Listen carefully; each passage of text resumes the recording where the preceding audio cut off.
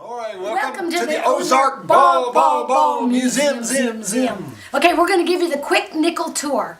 This area right here is our hand-woven spheres. Textile balls. This was crocheted out of bread wrappers. So there's lots of that kind of stuff there. So there's categories. Down here we have our toddler section, because when people visit, sometimes they have little children. This is indestructible. Yeah, they can pull those out and play with those. So. But our favorite part is our story balls from Friends, and people.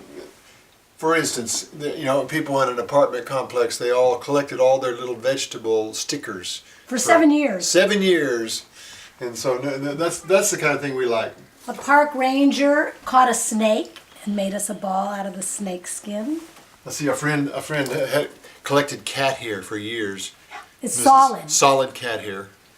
I hope you're not allergic. Or these are little balls that were trapped inside of a violin for 100 years, rolling around. So they're lint balls. And it just goes on and on. We have a puffer fish. But we broke our rule because they're supposed to just be spheres, and he has an appendage, his tail. He's kind of a bad ball. So he's a bad ball, kind of, yeah. The bling. Oh, show the handmade. This is our bling up here. Let me turn the disco light on. A friend made this out of compact discs. Beautiful. We love it when people make homemade balls for us, and that's kind of one of our favorites. Some of them are from my. This was mine when I was 8 or 9 years old. It was a ball and chain. Transistor. That's where I discovered rock and roll, right there. Show them your very first one. Yeah, a lot of people always wonder how this got started.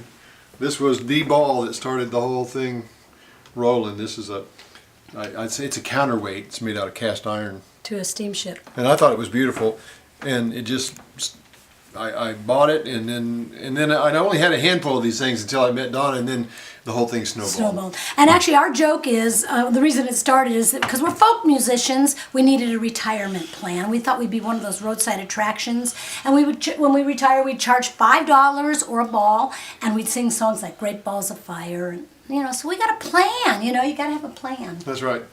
Yeah. So it's a big responsibility being a curator, and my favorite. Hold that up. Oh. A ball and chain from Alcatraz prison. So we got this ball and chain for our 1-year anniversary. Weighs a ton. It works. But I was going to mention our bad ball section. See, a lot of times we have balls that don't really quite fit in. This is a good example. Is this a ball? I mean, it's got a ball in it. Is this a ball or not?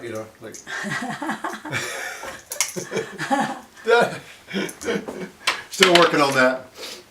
And, balls from our travels. See, is this a ball? Ah. See, it gets kind of deep, actually. Existential here. You'll never know. It's up to you. But these are categories. These are actually some of our favorites. These are natural balls from seeds. And these are natural stone balls. Naturally formed stone balls. Buoys from our travels to Ireland and different places. Globes, and you name it. Here's another bad ball. Oh, here. Woo! The thrills, the spills. So you're all invited. Remember, it's just 50 cents or a ball, and that gives you lifetime membership. Yep. Yep.